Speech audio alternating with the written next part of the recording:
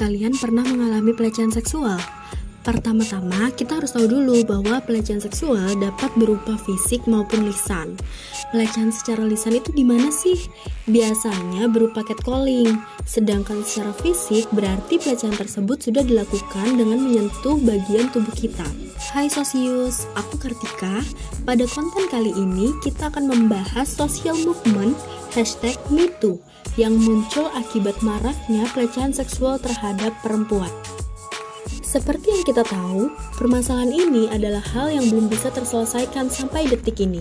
Kalau kita search keyword pelecehan seksual, maka kita akan menemukan banyak sekali artikel, salah satunya yaitu kasus pendeta Spanyol yang melakukan pelecehan pada 200.000 anak.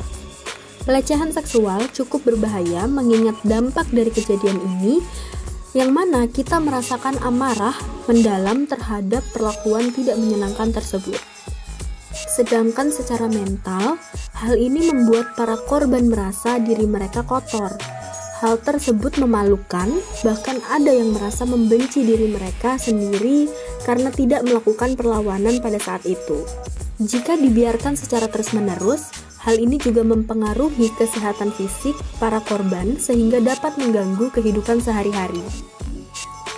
Selain itu, kasus yang sempat viral dan ramai di media sosial adalah kasus pelecehan seksual yang terjadi pada tahun 2017. Kasus ini terjadi pada Alyssa Milano yang dilecehkan oleh Harvey Weinstein. Pada saat itu, Alyssa merespon tindakan tersebut dengan mengunggah tweet mengenai kejadian yang dialaminya. Hal ini memicu adanya tweet secara masif melalui #MeToo, namun sebenarnya social movement ini sudah ada sebelum kasus Harvey Weinstein ini viral.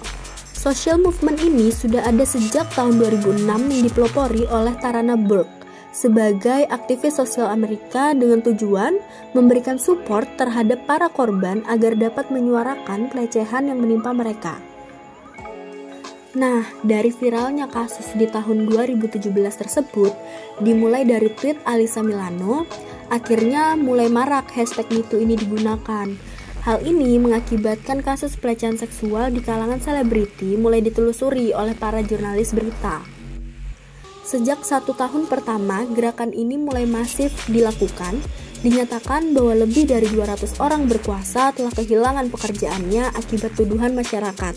Beberapa di antaranya yaitu Charlie Rose, Matt Lauer, Roger Ailes, serta Bill O'Reilly.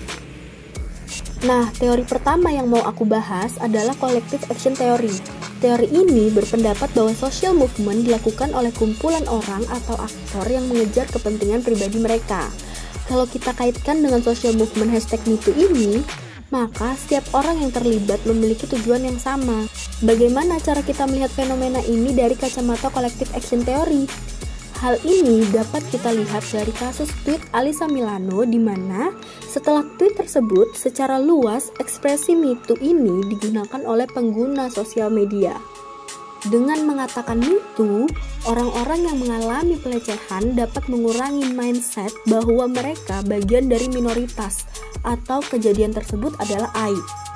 Selain itu, fenomena ini dapat dilihat dari teori feminisme yang menjelaskan bahwa pelecehan seksual, penyerangan seksual, dan kesenjangan antar laki-laki dan perempuan adalah bentuk penindasan ekonomi dan sosial. Hal ini diakibatkan oleh kesenjangan kekuasaan, sosial, status, maupun ekonomi laki-laki dan perempuan, sehingga akar masalahnya tidak hanya dapat diatasi dengan memberikan edukasi saja, tetapi juga dengan melakukan gebrakan baru seperti gerakan sosial ini. Dari dua teori tersebut, aku bisa simpulkan bahwa social movement ini ada karena dampak dari pelecehan seksual yang membuat para korbannya merasa hal yang menimpa mereka adalah aib. Sehingga perlu dilakukannya tindakan kolektif untuk menyetarakan hak antar setiap manusia, bahwa para korban berhak menyuarakan kesakitannya atas pelecehan yang terjadi terhadap mereka. Menurut pendapat kalian gimana nih Sosius? Apakah gerakan sosial ini sudah sesuai untuk dilakukan di masa sekarang? Apakah hal ini dapat mengurangi rasa sakit para korban pelecehan seksual? Sampaikan pendapat kalian di kolom komentar ya.